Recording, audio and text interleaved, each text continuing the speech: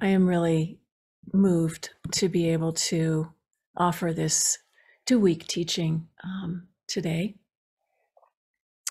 And to say, first of all, that Kendra Flory is here with us in the background. Hi, Kendra. She's going to do a couple of techie things for us, and it's all a bit new, so we'll do the best we can and trust that the tech goddesses will be with us. Thank you, Kendra. Yeah, and I'm just so thrilled and honored to be able to share these teachings with my really dear friend and Dharma sister, Wendy Johnson. Wendy and I wanted to honor Thich Nhat Hanh, who is our root teacher. And we wanted to do that during these 49 days when he is still very close, after his passing. The 49th day is on this coming weekend, the 11th, and on the 13th, they will be scattering his ashes at all of his Dharma centers internationally on the same day. But anyway, we spoke about how we could honor him, and we realized that this sutra, the Heart Sutra, is such an iconic Buddhist text, and it's an important text. It's an important sutra in every Buddhist tradition. It's chanted, and while he is still there around us in this way, we wanted to go deeply into the Heart Sutra ourselves and to share this with you, share this exploration with you. It's chanted in every Dharma center almost daily. It's chanted at births and deaths, but as Thich Nhat Hanh has pointed out, it's often misunderstood. So we both grew up, Wendy and I, in our Dharma life, chanting the Heart Sutra, different versions of it, not Thich Nhat Hanh's version, mine in the Korean Zen tradition and Wendy's in the Japanese tradition. And we really wanted to bring his translations into our hearts and to understand it with new ears, the ears informed by the deep exploration that Thich Nhat Hanh did of the sutra. He gave us 2 translations. One was in 1988. And Kendra, I wanted you to share a picture of Thich Nhat Hanh when we met him at that time, that was taken at the Ojai Foundation, where he gave some of his very early teachings in the US. And this was a picture that I took. If you can, Kendra, bring that photo to our screens. And anyway, it was such a seminal time, such a beautiful time. There's Thich Nhat Hanh underneath the learning tree or the teaching tree at the Ojai Foundation. And this was the era in the 80s, makes me cry, to when he touched our lives so profoundly. Thanks, Kendra. You can take that now. Maybe we'll post it later for you all to see. Yeah, so he gave another translation just 2 months before he had this massive cerebral hemorrhage that left him unable to speak and paralyzed half of his body. That was in 2014, and this was his last teaching, this new translation. So The Other Shore is a book that has the commentaries on his newer translation that was published in 2017. And today's teaching is going to focus on the first version that we learned in the 80s. And then next week, when we meet again, we'll look at the new translation. But we're aware that after his stroke, he was trapped in his body for 8 years before he passed away. And in that time, his Sangha body that is made up of all of us, and his monks and his nuns and all of his students around the world, was able to integrate Thich Nhat Hanh's teachings and become a collective awakening.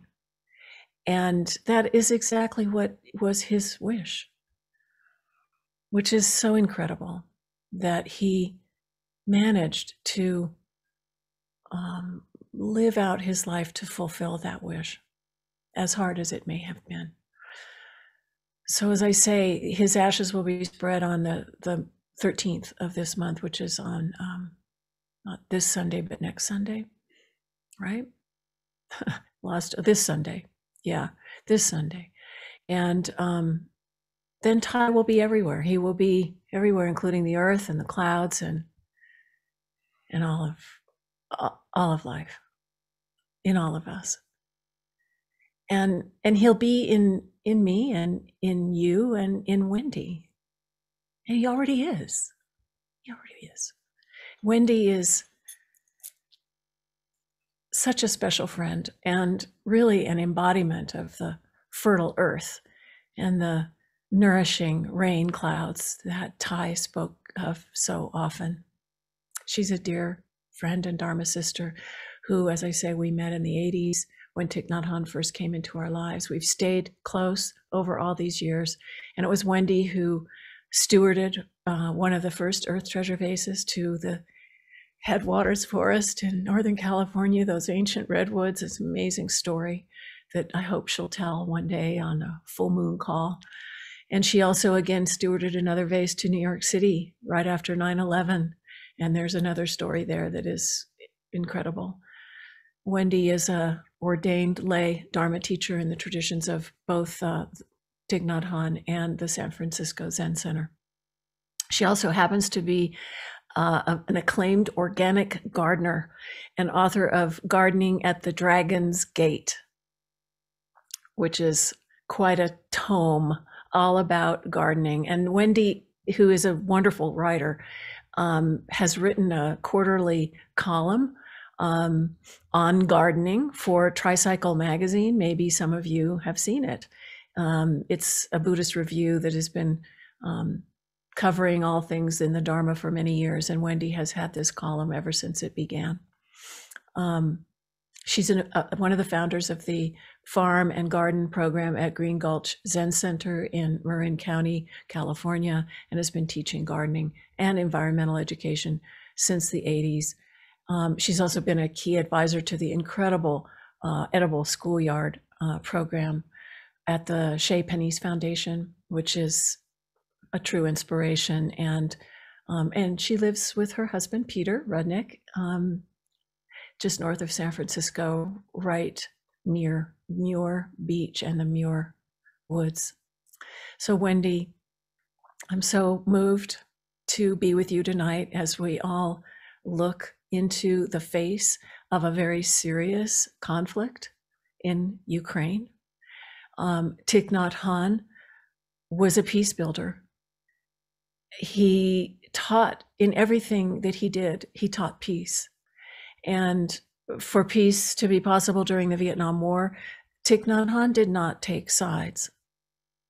In fact, he was accused by both sides of being from the other side, and then he was exiled from Vietnam for many, many years, only to go back in the 2000s and luckily eventually be able to live out his life there. But Thay spoke about not taking sides. He spoke about it in his commentary on the Heart Sutra, actually. And in the 1980s version of the commentary, he actually spoke about American and Soviet relations as his example, which is, I found quite interesting. But he counsels us to remember that this is because that is. And that for peace to be realized, understanding both sides is necessary to bringing an end to any conflict. Well, the Heart Sutra teaches us to understand that all things are empty of a separate self. And we're going to really look deeply at what that means. And when we see into the nature of interbeing, we realize that we're full of everything. And this understanding allows us to overcome all fear and all pain. So today we're cultivating this liberating awareness to overcome fear and not be afraid. We know that we cannot just be, we can only interbe. Left and right, Putin and Zelensky, they're all in us, every bit of it. So let's practice in order to penetrate the true nature of emptiness, what that means. So we're going to start by offering some incense and chanting the 1988 version of the Heart Sutra, which Kendra will put up on the screen for you all to follow along. Wendy and I will do it in tandem.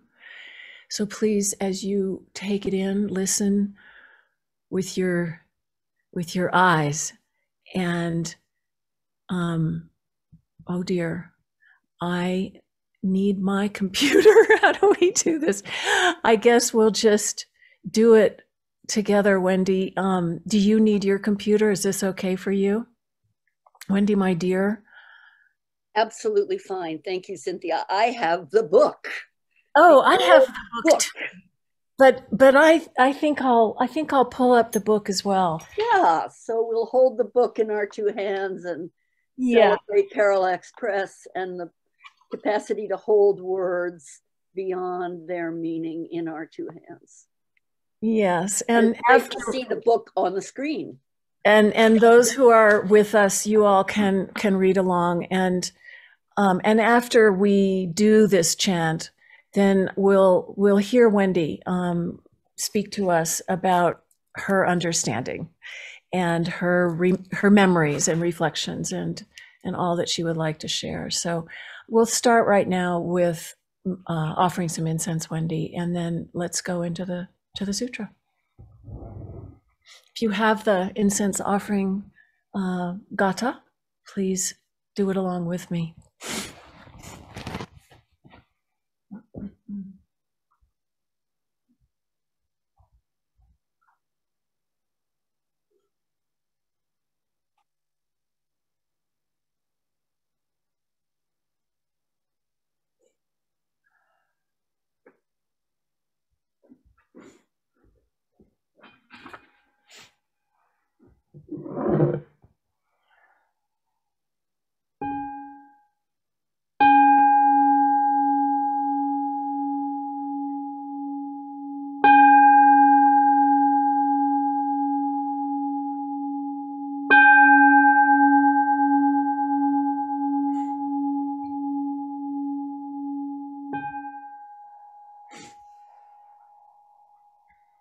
In gratitude, we offer this incense to all Buddhas and Bodhisattvas throughout space and time.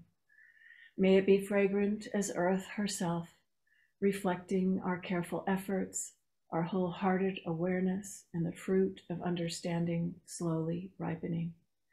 May we and all beings be companions of Buddhas and Bodhisattvas. May we awaken from forgetfulness and realize our true home.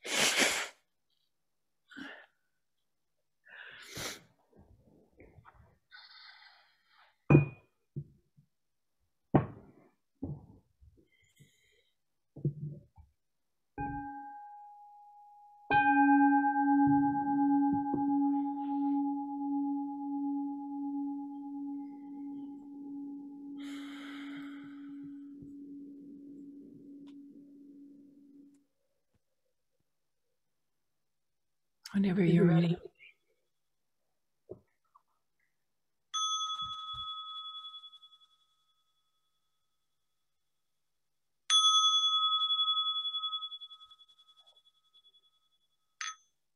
The heart of the Prajna Paramita. The Bodhisattva Avalokita, while moving in the deep course of perfect understanding, shed light on the five skandhas and found them equally empty. After this penetration, he overcame all pain. And Shariputra, form is emptiness, emptiness is form. Form does not differ from emptiness, emptiness does not differ from form. The same is true with feelings, perceptions, mental formations, and consciousness.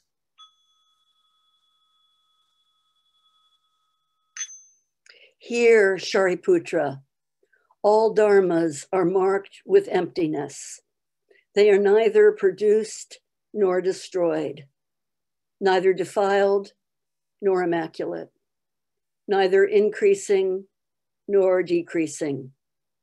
Therefore, in emptiness, there is neither form, nor feeling, nor perception, nor mental formations, nor consciousness, no eye, no ear, no nose, or tongue, or body, or mind, no form, no sound, no smell, no taste, no touch, no object of mind, no realms of elements from eyes to mind consciousness, no interdependent origins and no extinction of them, from ignorance to death and decay, no suffering, no origination of suffering, no extinction of suffering, no path, no understanding, no attainment. Because there is no attainment, the bodhisattvas, supported by the perfection of understanding, find no obstacles for their minds. Having no obstacles, they overcome fear, liberating themselves forever from illusion and realizing perfect nirvana. All Buddhas in the past, present, and future, thanks to this perfect understanding, arrive at full, right, and universal enlightenment.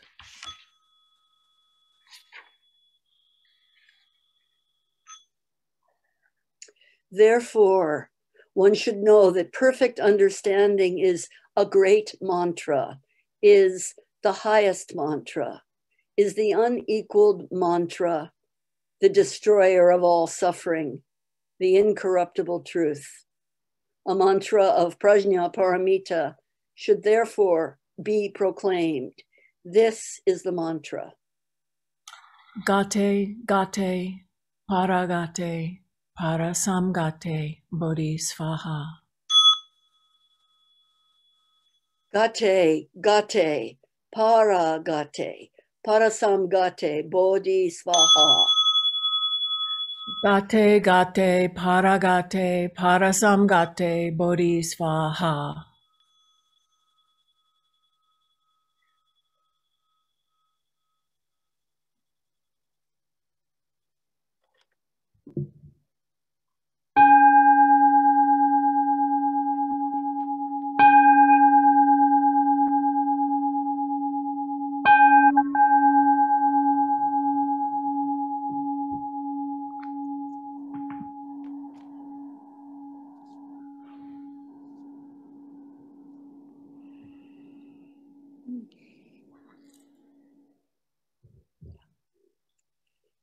Well, I must say I am extremely emotional and grateful to be with you this evening, more than I can possibly say. And especially to be looking into the home and heart and hearth of Hugh and Cynthia, to feel their extraordinary presence and capacity and practice tonight, and the force of friendship beyond measure over the decades, 4 decades, 40 years of intimate, ongoing and vivid practice with Thich Nhat Hanh and the Order of Inner Being and the Peacemakers. I want to hold up this photograph, and I don't think you can see the table behind me when I have the very photograph that Cynthia showed us in the beginning from Ojai. I keep it on our family altar just to remember the first deep time that I met and practiced at Ojai with Cynthia and Roshi Joan and Kaz Tanahashi and Rick Fields and so many Dharma friends, Peter Levitt and many, many others there in the fastness of the great Ojai Valley in the sacred mountains of the native world. So beautiful to be there for 10 days and to first and deeply hear Thich Nhat Hanh's translation and practice of the Heart Sutra. But let me hold up this picture, and I understand there may be some problem with the light, but if not, this is a beautiful picture of Thich Nhat Hanh in the 1960s with the Fellowship of Reconciliation teaching. And out of that teaching with Fellowship of Reconciliation, they created a calendar for every month of the year called Blessed Are the Peacemakers. And I've had this picture ever since that dialogue. And so to actually be present with each of you tonight, Monday mindfulness meditation. Mindfulness, heart and mind together, 2 characters, heart and mind together in the present moment. So to be able to be present with you tonight is a gift beyond measure. And to reflect on 40 years of practicing with this extraordinary human being, Thich Nhat Hanh, and his Sangha. 16 years old, he ordained as a monk in his home temple in Hue. And this is the very place where he passed into the great mystery about 40 days ago. And I have this also to hold up, this beautiful fan that a dear friend brought me from Thay's temple. And so, you know, I'm going to fan us all tonight with the bright and eternal wind of the Dharma as we listen. And the fan is made of sandalwood, so it perfumes the air. And every Veterans Day or every anniversary of Armistice Day, which is the very day 8 years ago when Thich Nhat Hanh experienced the cerebral hemorrhage, every anniversary of the 11th of November, I gather with a group of avid practitioners to write and consider and be grateful for the opportunity to lay down arms, not choose sides in extraordinarily dangerous times like these times. So how auspicious that we are meeting tonight on the 12th day of this incursion and conflict and holding all beings in the 10 directions, human and more than human, in our hearts. When Thich Nhat Hanh first came, when I first met Thich Nhat Hanh, it was in the early 1980s. Although he had massively changed the life of our family by his fierce, dedicated peacemaking. I remember as a young woman going home to visit my father, who was a publisher in New York. Lotus in a Sea of Fire was on our dining room table. My father let me know he had decided to leave his job as a publisher and engage in full-time draft counseling on the basis of reading Lotus in a Sea of Fire, and also thinking of what it really takes to wage peace in dangerous times. So our life, the life of our family, was deeply affected by the writing and presence of this powerful Zen monk from Vietnam. And so when I've had the opportunity to meet Thay in the early 1980s, I told him that story. We walked quietly on the road at Green Gulch Farm and together. And I remember him taking my arm and saying, "Let's not talk while we walk." and going toward the meditation hall, and then stopping and me telling him about the effect of the consequence of real peacemaking, and he taking in that truth. He had just come back from visiting Tassajara Zen Mountain Center with the Buddhist Peace Fellowship.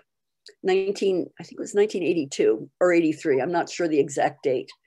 But I remember that at that time, he met Arnie Kotler and Therese Fitzgerald, the founders of the Community of Mindful Living and the founders of Parallax Press. They were practicing at Tassajara, and Thay was present with Robert Aiken-Roshi, Joanna Macy, and other stalwart members of the board of directors of the Buddhist Peace Fellowship. And they went to Tassajara to immerse in the quiet and to consider the work of peacemaking. At that time, Thich Nhat Hanh addressed the Sangha at Tassajara. First of all, he noticed that we were terribly sleepy. And he said to Baker Roshi, "Your students are tired. They don't get enough rest." Second thing he asked was to Arnie directly, "You've been practicing for so many years. Do you understand the most important text of all, the Heart Sutra?" And Arnie said he thought to himself, "Of course I understand the Heart Sutra." But he said, "No, I don't." And Thich Nhat Hanh proceeded to promise to open together the Heart Sutra and to really look deeply into it. This was in the early 1980s. And I'll wager that even Cynthia doesn't know this story because it's buried. I thought it'd be nice to give you some fresh story tonight too, Cynthia. So even I know I mentioned it to you, but so Arnie's interest was piqued. And one of the first books to be published through Parallax Press was this beautiful edition that came out of the name of the retreat. Cynthia, I don't remember the name of the retreat at Ojai. There was two retreats early on. One was the Peaceful Cultures Council, and the other one was the retreat for artists on what is the face of American Buddhism. Right. Yeah.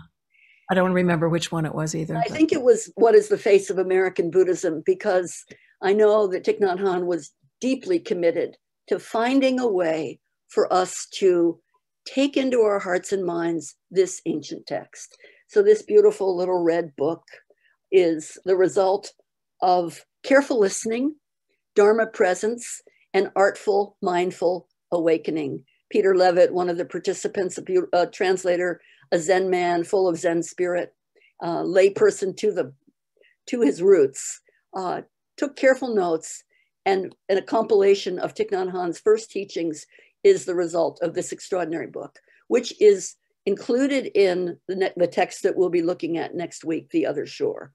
So both translations, this old translation in 1988 and then the newer translation in 2014, show a full trajectory, if you will, a full fanning out of the Dharma and a careful airing and offering to us, to grateful practitioners.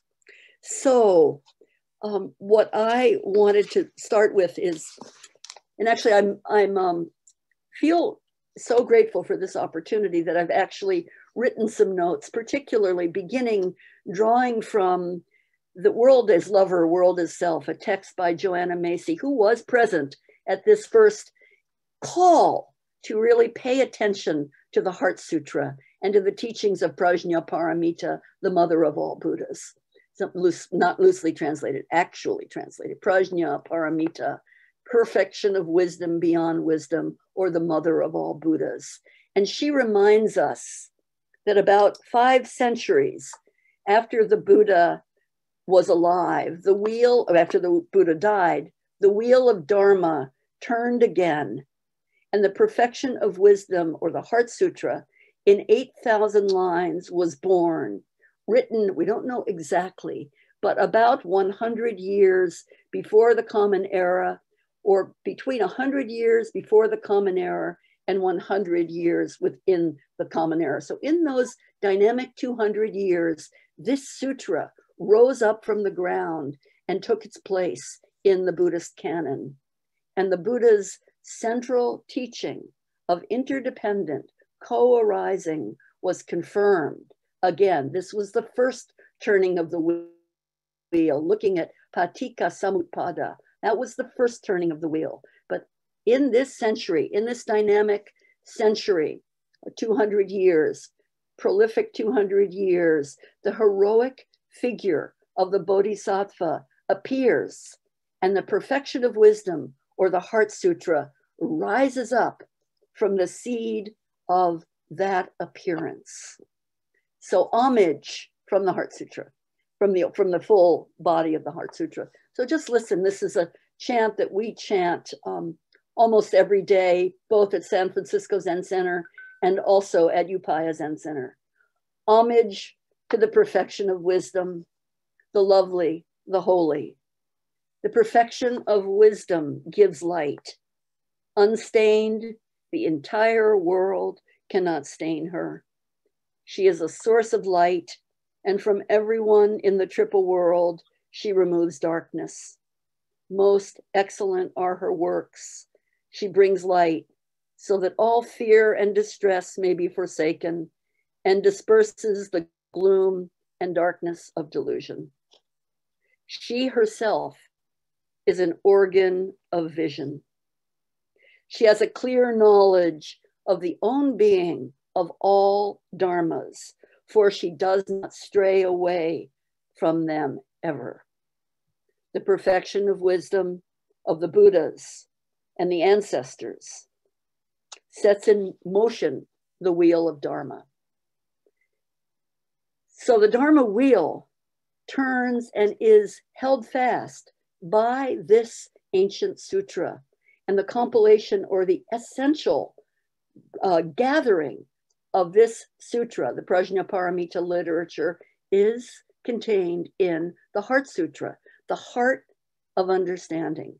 Some of the sutras are up to 25,000 lines, and believe me, I remember that beautiful pink book that came from our translators in the early years of San Francisco Zen Center, endeavoring to really understand and to penetrate the great mysteries of the Heart Sutra. But it was Thich Nhat Hanh who said, you know, the Heart Sutra is our heritage and inheritance. If you look into the palm of your own hand, if you look into the lines of the palm in your own hand, you will hear and remember and understand the fearsome and liberating text of the Heart Sutra. And he said, wisdom is too strong a word to use. It's too off-putting. Let's call instead for deep understanding and compassionate action when we look into the meaning of the Heart Sutra. Now, the texts say that we can do this. And the version of the Heart Sutra that we chant originated in either from India or China. It's important to look because we are students of a great scholar monk, a scholar activist monk is how I think of Thich Nhat Hanh. Scholar activist monk. It's a continuum that is dynamic and dangerous and also full of the seeds of peace, being peace. So the dynamism of scholarly investigation and activism pervades his teaching and translation of this text. He reminds us that during the 5th or 6th centuries of the Common Era, this sutra erupted and began to be chanted, originated or grounded in India or China. It carries the essence of the teachings of interbeing, no self, the middle way, emptiness, signlessness, and aimlessness. A beautiful language from Thich Nhat Hanh. One more time. The Heart Sutra is important to study because it carries within it the essence of Prajnaparamita, the mother of all Buddhas.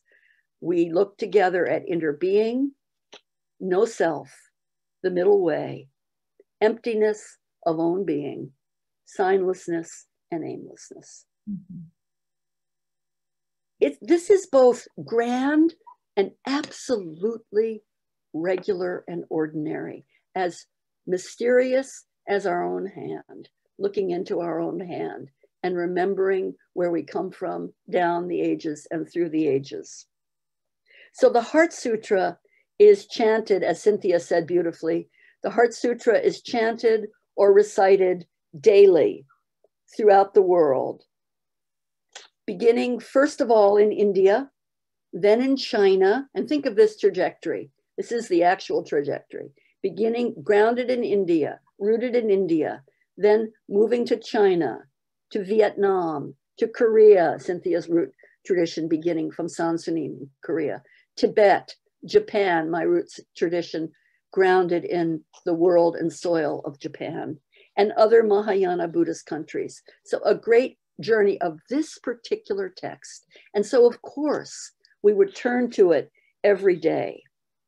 And Thich Nhat Hanh reminds us vividly and persistently that understanding is the proper use of the word rather than wisdom, which is too great. Let's call for understanding of the non-substantiality of self.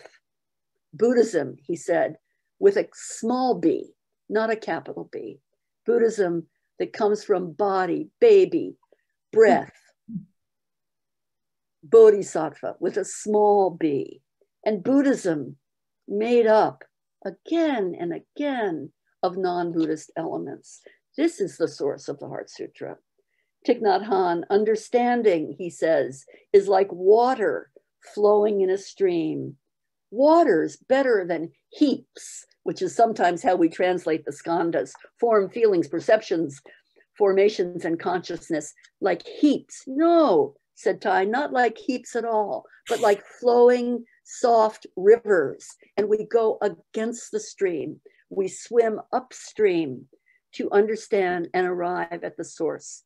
To, like a salmon, swims upstream, building up resilience. Resilience from to sally or to leap forward, to leap against the stream and to find the source of wisdom beyond wisdom that delivers us mysteriously and irrevocably to the other shore. So, gone beyond, arrived to the other shore, immeasurable, says Thich Nhat Hanh, incalculable, incalculable, yeah, insubstantial. And in the texts, in the Prajnaparamita literature, she is described as teaching that is fathomless, inconceivable, traceless, nameless, pathless, empty of own being and a separate self, ungraspable, unknowable, and completely ours to open and understand.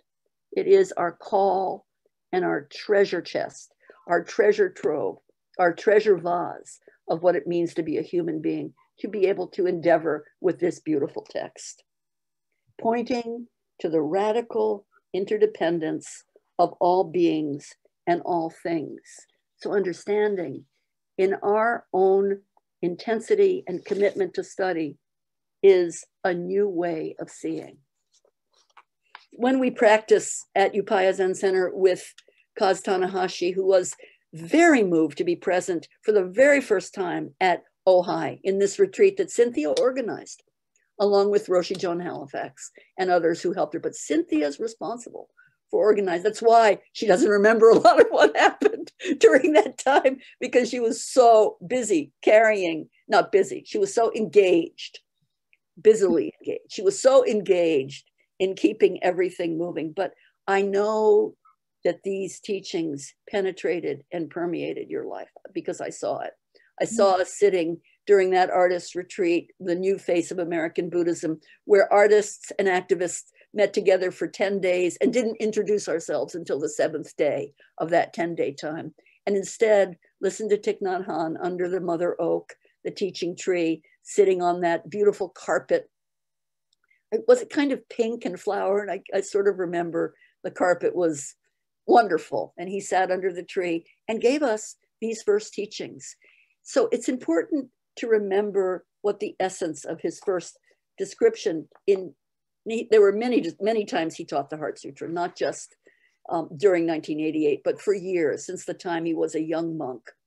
So he gave us his seasoned, in-depth understanding and called on us to take account of what was actually being contained in the papers and in the texts, called on us to find not only understanding, but active, engaged compassion that would help us ground ourselves in what is actually unknowable, ungraspable, and insubstantially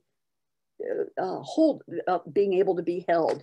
He called us to have the courage to ground our compassion in not knowing, and to remember that true Buddhism, or awakened practice, as it is expressed in the ultimate teachings of the Heart Sutra, true teaching of that order is always and ever grounded in non-Buddhist elements. So that means that every single element in our range is a source of awakening if we can lift it and hold it in our two hands. I hold my face in my two hands. I hold my sorrow, my anger, my horror at what's happening now in our world in Western Europe and throughout the Russian continent. Is almost a continent, the largest country on earth. I hold my face in my two hands and make the determination and vow to bring the teachings of the Heart Sutra to help understand and penetrate ill-being and end suffering in whatever way is possible. And there at Ojai, he called on us to do that.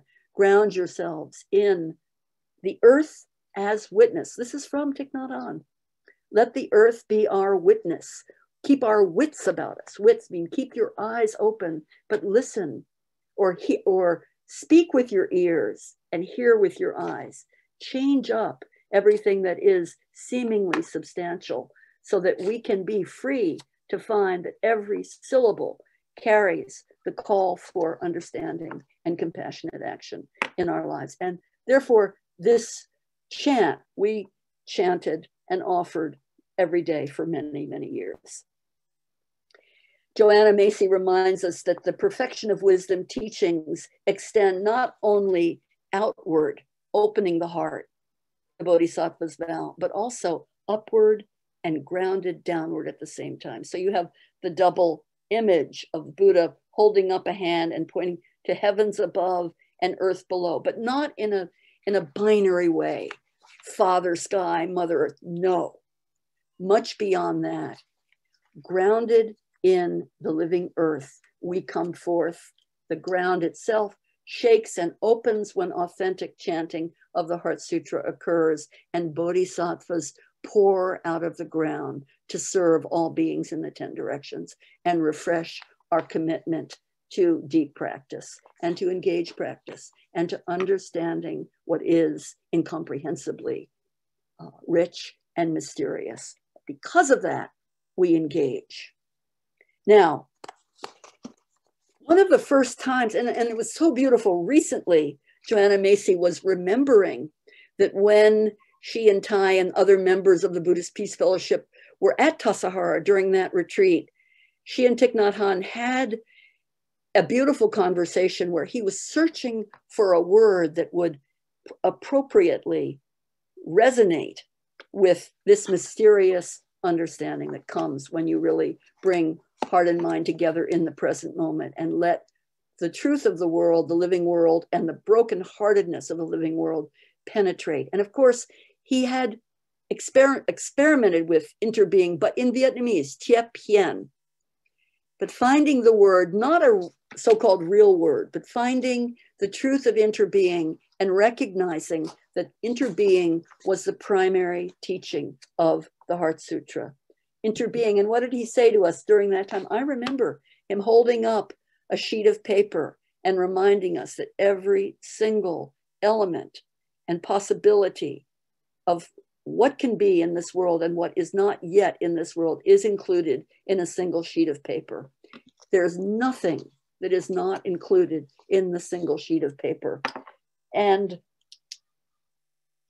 if we can see this, and if we can also understand that paper is made up of non-paper elements, of a logger, of the branches of a noble redwood tree or a red alder by the creek, or any of the trees that give their body minds to the logger and to the pulpers, to become a book like this book, or a sheet of paper, a single sheet of paper, then we also can recognize that every sheet of paper contains non-paper elements as well as paper elements. And there's no return to the source, to one single source, because the constancy of an upwelling of new source material is possible when we see that there is no separation in this sheet of paper from everything that is and everything that is not yet. So I hope this is not too mysterious and incomprehensible. It should be mysterious and incomprehensible, but I hope that you also feel your own agency and presence. And if not, take your human hand and put it over your heart. And let's just pause for 3 deep breaths and try to take in. These words are from our teachers, almost verbatim from their texts, to honor them and to bring them into our eyes so that we can hear with our eyes and listen with our tongues. So 3 deep breaths.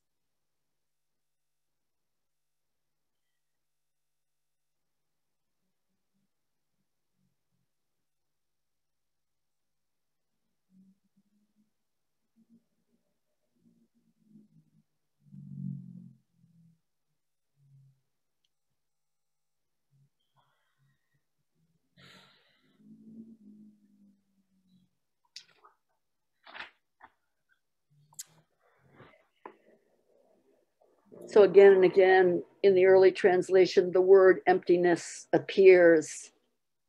And you know, it's so interesting because in the early years of studying with Thich Nhat Hanh, he loved this word, emptiness.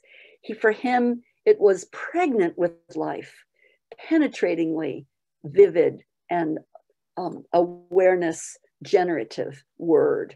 Emptiness. After this penetration into emptiness, we overcome ill-being, to penetrate, to enter into, to become one with the emptiness. Empty of what? Empty of a separate self, as Cynthia said beautifully in the very beginning. So a lot of encouragement in the early years. And I remember Kaz Tanahashi, who listened, and he said he felt a wave of joy washing over him as a Japanese scholar, a wave of joy listening to the teachings, and a wave of awareness that this teaching through Thich Nhat Hanh was so simple and so deep that all beings in the 10 directions could be included. And Kaz's wife, Linda Hess, who's an extraordinary scholar of Kabir, the poet Kabir, she said, "Oh, I like what I'm hearing. I like denying things like we do in the Heart Sutra. No eyes, no ears, no nose, no tongue, no body, no mind. I like denying things," said Kaz's wife, Linda. "So when I chant the Heart Sutra like this and deny everything all the way, then I am exhilarated and exultant and refreshed." Shortly after being at Ojai, Kaz and Linda, with their 2 little children, Ko and Karuna, moved to India so Linda could work on translating the songs of Kabir. And during that time, Kaz took 2 texts and translated them into Japanese and the texts he chose were translations by Thich Nhat Hanh because, as Kaz said, they were understandable, mysterious, but understandable and vividly. I know I'm using that a lot, but alive in their understanding. So he translated the Heart Sutra and the Diamond Sutra, translations from Thich Nhat Hanh, into Japanese, and began to promulgate this song, this ancient teaching, in a fresh way across the world. Now, Cynthia, how much time do I have left? I forgot to look at the beginning, like 10 minutes. Yeah, let's take 10 minutes. We are about time now. Okay. I'm thinking that instead of doing what we normally do, which is to do sitting meditation twice with interspersed with walking, that instead we'll do one period of sitting and one period of walking. And then we'll conclude today, because this is very precious and want to give you the time that you need, Wendy. Yeah. So, and you know, it's intimate. I mean, I've had the deep pleasure, thanks to you, Cynthia, and to this invitation to read this book 3 times and to wake up at night and read it and pick it up and think, this is in my body. My body is made of this text and of this teaching and of the light, that dappled light running through the oak tree, and made of the gratitude I feel for Upaya Zen Center, for San Francisco Zen Center, for the Order of Inner Being, for Plum Village, for the many, many, many times that we've been able to chant this sutra, this text again and again and again, dedicated and calling up Avalokiteshvara Bodhisattva when practicing deeply. So grounded in the Bodhisattva's call and in the Bodhisattva of compassion, this text comes alive in a fresh way. So Linda says, I like denying things. And Thich Nhat Hanh in the beginning years, in the 80s, was not afraid of emptiness. For him, it was thrilling because it means to penetrate emptiness.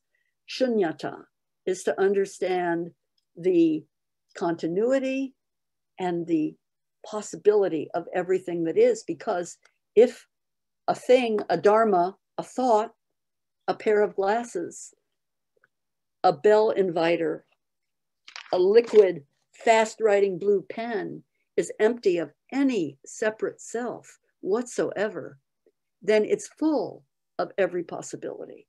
So emptiness for him vividly and repeatedly in those early years was expressed as a fullness of possibility, a real opportunity. And so I want to, we'll have time to look at this. I've been very grateful to the Heart of Compassion Sangha in Point Reyes that for the last couple of months has doggedly and faithfully recited the Heart Sutra, written the Heart Sutra, chanted the Heart Sutra every day for close to 2 months as students participating and practicing here in Point Reyes prepare to receive the precepts in June. So for 6 months, a deep penetration and commitment to the Heart Sutra, to all the different translations. So gratitude for that awareness and for each of you who takes up this sutra and enters into the mystery, recognizing it's ancient, it's mine to know. This is the voice of the mother of all Buddhas, and yet not feminine, not masculine, not bound by any of these constraints. This empty and vivid voice is calling me fresh to wake up. And so, of course, the very last thing to say is to end with the mantra. So we begin by the call to Avalokiteshvara, Bodhisattva of compassion, regarder of the cries of the world. So the sutra begins by calling the Bodhisattva. May you be present with us as we take up this text. And it ends with the mystery of a mantra. Mandala, mantra, prayer, chant. So let me just say a tiny bit about the mantra, gate, gate, para, gate.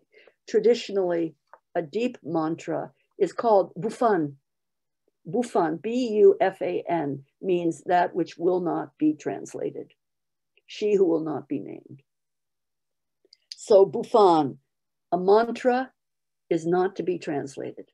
There is no, so we chant the actual Sanskrit mantra, passed down for thousands of years, thousands of voices, sorrowful, mourning, exultant, bright, born or to be born voices calling out this mantra.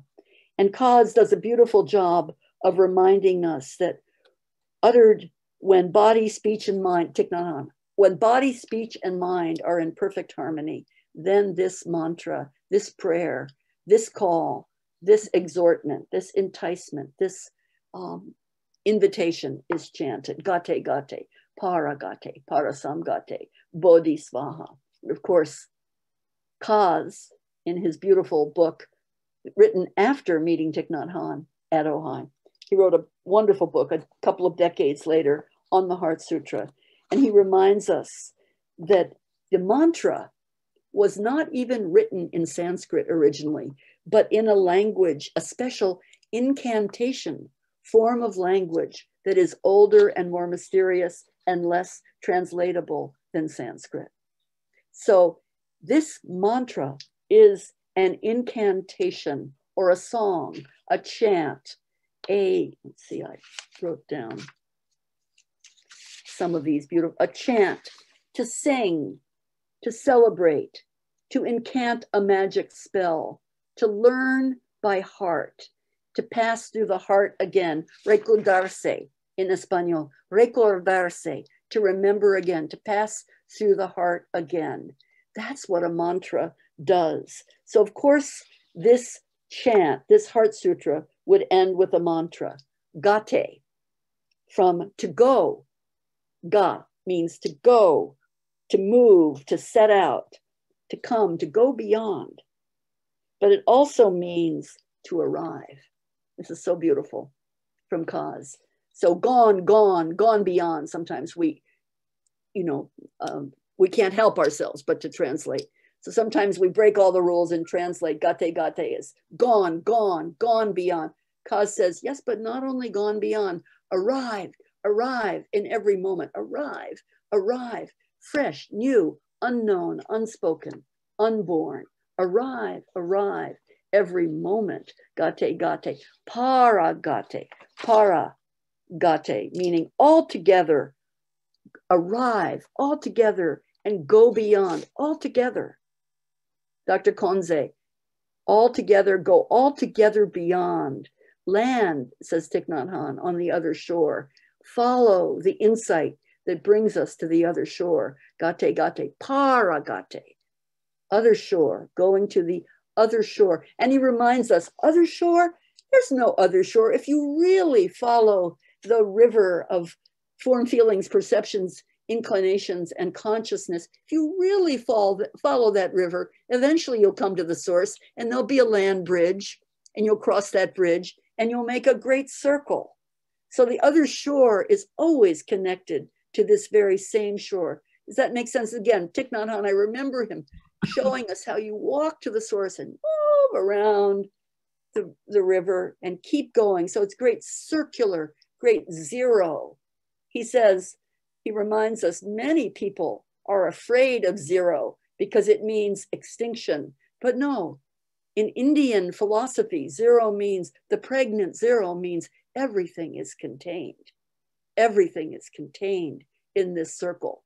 Now, maybe I'm excited because I happen to have just learned that our daughter is expecting a baby. So she's a pregnant zero and I am over the moon, excited and a little altered by this excitement, even though it's an incredibly dangerous time for a child to come into the world.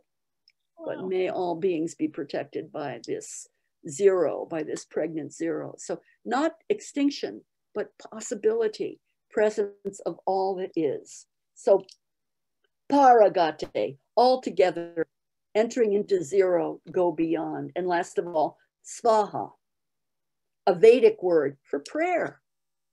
Prayer into action, Cynthia.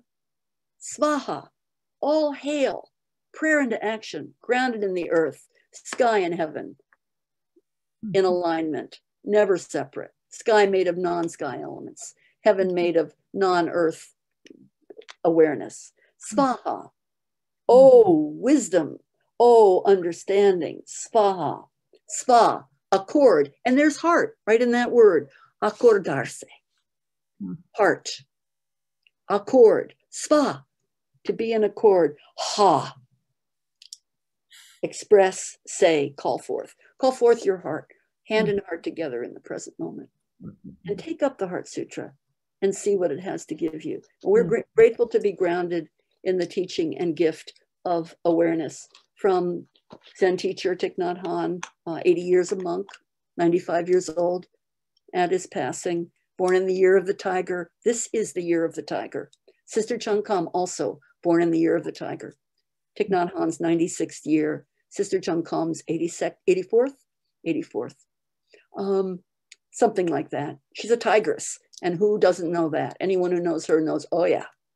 The two tigers entering into the forest and carrying the teaching and offering it, carrying it and helping us cross to the other shore, which is right here in this very being time. So thank you. Thank you for the opportunity. And this is just between us. You know, it's between us because it takes mindful awareness to really hold the teachings. So gratitude for Monday night mindfulness meditation. My parents died 3 months apart on Monday. Monday is for me a really sacred day. So when Cynthia said, will you join us for Monday mindfulness meditation? I thought, yeah, I'm there. I'm there. Monday is Monday. Thank you, Wendy. Monday. And here we are tonight. So yeah. Thank you for your practice. Thank you for, don't let anyone or anything tell you I can't understand the Heart Sutra. We're made of the Heart Sutra. It's in our heart. Let's let it run through our heart again. And notice what calls to you. Notice what calls to you. Did a line jump out when Cynthia and I recited? For me, a few weeks ago, the penetration word I told Cynthia really jumped out. After this penetration, he overcame ill being or all suffering. So penetrate the teaching. Maybe a line jumped out for you. Svaha, Bodhi, Avalokiteshvara. Whatever. And that's your key, your seed, your gate. 84,000 is the last thing to say. 84,000 gates into the Dharma. Thich Nhat Hanh said to us in the early years at Mount Madonna Center and of course at Ojai. Can't we open more? He said 84,000 is so paltry. Can't we open more Dharma gates that lead us into the teaching? And especially now. Don't look for me, he said, in an urn or on a gravestone. I'm not there. A cloud never dies. As much as paper continues and our awareness continues, so does this teaching and the teachers that have given us these teachings. So gratitude for this evening and for your practice. Thank you. I'm finally going to mute myself, so there. Thank you so much, Wendy. You have brought Thich Nhat Hanh, brought this lineage, brought the teachings, brought his history of the Heart Sutra so alive, and it's exciting to feel that in the here and now. And so next week we will continue this conversation, and our roles will be a little bit reversed, which will be fun. If you haven't got the Other Shore, which is the other book, the more recent translation, it looks like this. You might want to get it and just start in because it's profound, so profound. And we'll unpack it a little bit more next week especially in terms of the notion of being empty of a separate self. This is really important to understand because it's where we find our liberation, being free from the attachment to our sense of self that keeps us going around and around and around in our little suffering lives. So let's keep going down this path that leads to the other shore being the shore of liberation, the shore of freedom, emancipation, as Thich Nhat Hanh would say. Love that word.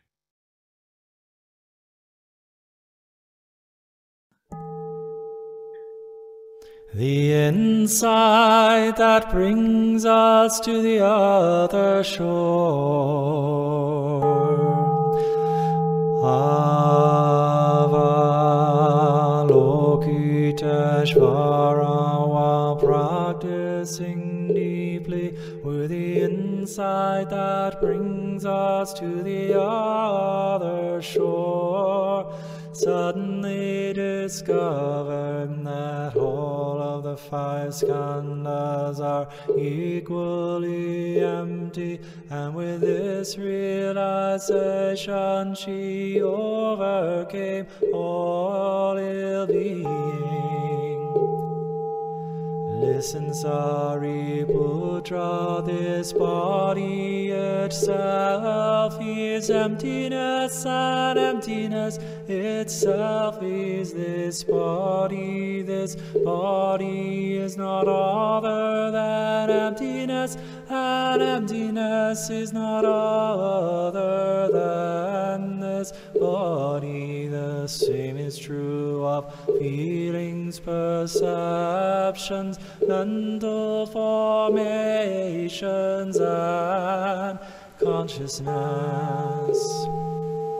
Listen, Sariputra, phenomenon bear the mark of emptiness. Their true nature is the nature of no birth, no death, no being, no non-being, no defilement, no purity, no increasing, no decreasing. That is why in emptiness, body, feelings, perceptions, mental formations, and consciousness are not separate self-entities.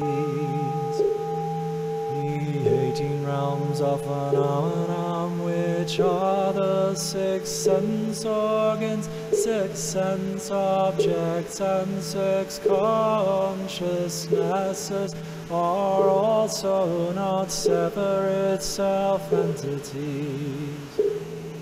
The 12 links of interdependent arising and their extinction are also not separate self-entities. Ill-being, the causes of ill-being, the end of ill-being, the path, insight, and attainment are also not separate self-entities. Whoever can see this no longer needs anything to attain. Bodhisattvas who practice the insight that brings us to the other shore see no more obstacles in their mind, and because there are no more obstacles in their mind, they can overcome all fear, destroy all wrong perceptions, and realize perfect nirvana. All Buddhas in the past, present, and future, by practicing the insight that brings us to the other shore, are all capable of attaining authentic and perfect enlightenment.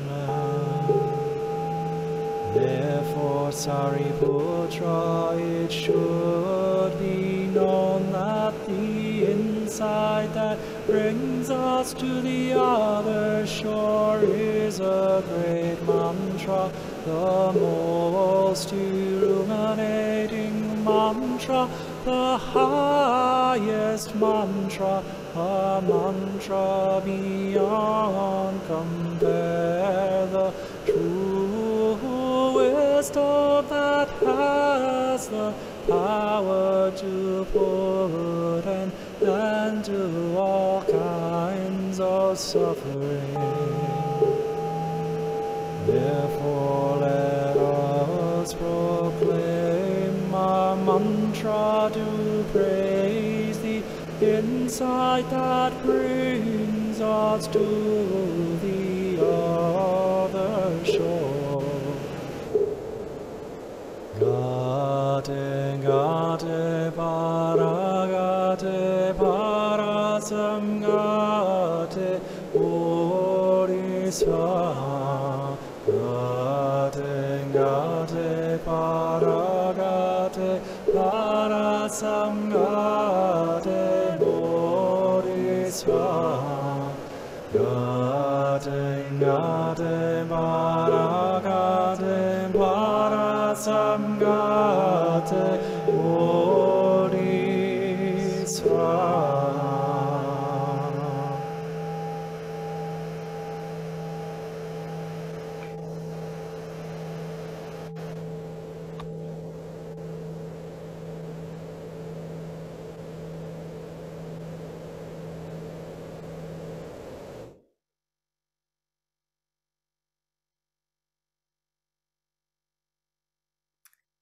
Practicing the way of awareness gives rise to benefits without limit. We vow to share the fruits with all beings. We vow to offer tribute to parents, teachers, friends, and numerous beings who give guidance and support along the path.